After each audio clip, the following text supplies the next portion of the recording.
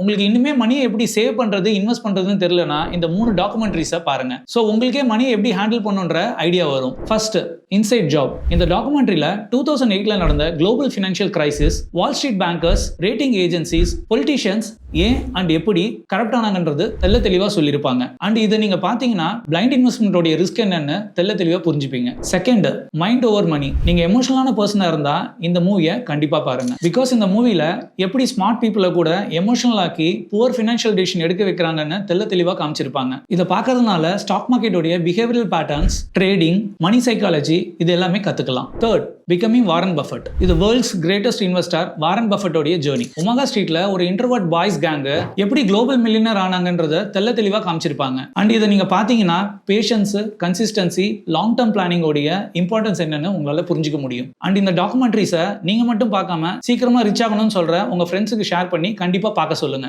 So இந்த டாக்குமெண்ட்ரிஸ்க்கான link வேணும்னா லிங்க்னு comment செக்ஷன்ல போயிட்டு கமெண்ட் பண்ணுங்க. நானே உங்களுக்கு டிஎம் பண்றேன்.